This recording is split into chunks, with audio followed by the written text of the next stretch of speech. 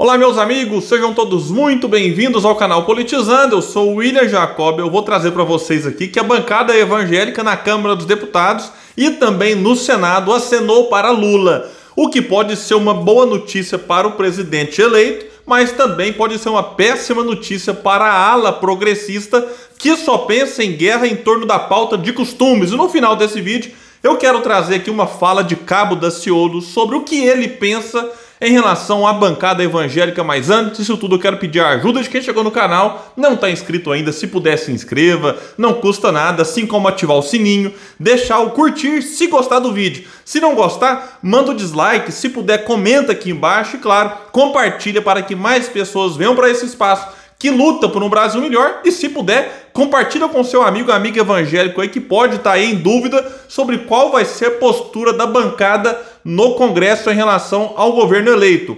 Aqui eu vou deixar um link que vai trazer, por exemplo, que o vice-líder do governo Bolsonaro no Senado e candidato a chefiar a Frente Parlamentar Evangélica do Congresso, o senador Carlos Viana, do PL de Minas Gerais, meu estado, eu sou de Uberlândia, ele defende que a bancada tem uma relação de paz e harmonia com o governo Lula. Lembrando que Carlos Viana é do partido de Bolsonaro, PL, mas ele foi eleito ali junto com Calil, ele era do PSD, aí depois ele mudou de partido, foi pro MDB, depois mudou de novo e foi pro PL, e foi o candidato de Bolsonaro que tentou chegar ao governo de Minas Gerais, porém ele ficou em terceiro lugar, atrás de Romeu Zema, que foi reeleito no primeiro turno, e atrás também de Calil. Aqui, voltando, ele vai dizer que a posição também é defendida por outros candidatos a presidir a frente, uma das mais fortes do parlamento. Disse ele: não é hora de a gente incentivar mais a divisão no país. O novo governo precisa governar, disse o senador. Viana já se reuniu 2 vezes com interlocutores do PT em encontros de aproximação, destaca a matéria. Mas aquilo que é bom para o governo Lula, já que ter o apoio, enfim, de um partido ou de membros de um partido que não fará parte da base governista, pode ser importante para aprovar lá na Câmara e também no Senado algumas leis de interesse do governo. Mas isso que pode ser bom para um lado, pode ser ruim para a ala que quer avançar em algumas pautas. Vejam que vai destacar que, de acordo com ele, desde que o governo não tente articular pautas de costumes que desagradam a bancada evangélica, como legalização das drogas ou do aborto, a relação tende a ser tranquila. E diz: deixamos para o novo governo quais são os limites da boa convivência. Vejam, então nessa reunião que ele teve com interlocutores do PT, já deixou claro e continuou: respeitando os nossos posicionamentos, não trazendo as questões de comportamento que para nós são caras, haverá paz. Se insistirem com pautas de costumes, nós vamos para a guerra, ameaçou aqui então o senador e possivelmente futuro líder dessa bancada no Congresso. E sejamos justos, o governo Lula, que ficou aí à frente, os primeiros, os 2 primeiros, à frente do país por 8 anos, depois a Dilma ficou 6 anos, tanto ele quanto ela não avançaram nessas pautas. Mas o temor que desperta em setores mais conservadores da sociedade é por conta de alguns aliados históricos de Lula e também a gente do PT que abraçam essas bandeiras e vivem sim cobrando que se avance nelas. E tem gente que hoje se diz de esquerda, mas cuja única preocupação é brigar na pauta de costumes. E em uma sociedade como a nossa, essa disputa acaba favorecendo e sendo explorada pela dita direita. Nós vimos essa história com Bolsonaro. Então, você se perguntar para o nosso povo, para a pessoa que trabalha, que está aí lutando no dia a dia, se essa pessoa é a favor ou contra, por exemplo, como citado aqui, o aborto, ou legalização das drogas e outros assuntos, a maioria dirá que é contra. Não é questão de opinião minha, não. Pesquisas são feitas constantemente a respeito disso, e a maioria diz ser contra. Mas se perguntar para esse mesmo povo, se ele acha que o Estado é o responsável por oferecer saúde, segurança, educação, emprego, o povo responderá na sua imensa maioria, numa proporção até maior, que sim, é papel do Estado. E o povo quer isso tudo que eu disse aqui, muito mais, em maior quantidade e qualidade, serviços públicos. Mas entre lutar por isso e lutar pela pauta de costumes, os dois lados acabam travando essa guerra, né, sufocando o debate que tem que ser feito em torno desses serviços públicos que estão, tanto na qualidade, tanto na quantidade, né, insuficientes para o nosso povo. E aí, quem se beneficia disso tudo? Quem comemora essa guerra ideológica, essa guerra de costumes? O sistema financeiro, que não raro patrocina sites, influencers, blogs, canais, para que eles alimentem essa guerra que divide a sociedade, enquanto ele, sistema financeiro, banqueiros e a elite do país continuem nadando de braçada. Mas voltemos aqui à coluna do Metrópolis, que vai dizer que, além de Viana, 3 deputados colocaram seus nomes à disputa pelo comando da bancada. Silas Câmara, do Republicanos do Amazonas, Eli Borges, do PL do Tocantins, e Ottoni de Paula, do MDB do Rio de Janeiro. Ottoni de Paula, que foi cancelado por bolsonaristas por dizer em entrevista que os apoiadores de Bolsonaro deveriam sair da porta dos quartéis. Eu gravei um vídeo sobre isso, racha bolsonarista, vou deixar o link aqui no comentário fixo. Inclusive, na ocasião eu trouxe no vídeo, isso gerou uma repercussão gigantesca. Vários bolsonaristas, considerados ainda bolsonaristas raiz, saíram atacando o Ottoni de Paula, que, quando foi entrevistado, disse, né, já sabia que seria considerado e chamado de traidor por muitos, mas mesmo assim ele falou ali algumas verdades difíceis de engolir para quem insiste em radicalizar ao lado de Bolsonaro, como era o caso dele até pouco tempo. Daqui a pouco eu trago aqui uma curiosidade, porque em relação a essa possibilidade de aproximação entre a bancada que ele pode vir a presidir ou a liderar e o governo eleito Lula, ele disse: sou oposição ao governo eleito, mas uma oposição respeitosa. No que for bom para o Brasil, vamos votar a favor. Até porque meu partido, vejam, é da base do governo. Ele é do partido da Simone Tebet, Renan Calheiros, Eunice Oliveira e tantos outros, né? Que, enfim, estão aí agora juntinho com esse governo que foi eleito. E enquanto presidente da frente, obviamente que eu não tenho pretensão nenhuma de usá-la como veículo de oposição ao presidente ou ao próximo governo. Até porque a gente, diz ele, se organiza organicamente dentro das suas pautas, que não são partidárias, são pautas de costumes ideológicas e de defesa de princípios cristãos.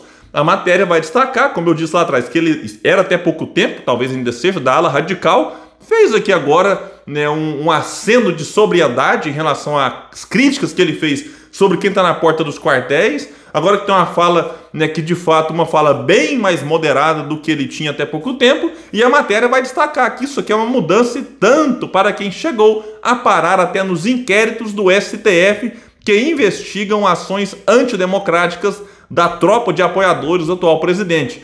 Outro aqui que então é considerado um nome possível para liderar essa bancada é Eli Borges. O discurso dele é semelhante. Para ele, o novo comando da bancada precisa ter equilíbrio para manter uma relação respeitosa com o novo governo, sem perder o foco da defesa do objetivo maior da frente parlamentar evangélica. A grande dúvida é quem será o favorito de todos esses nomes.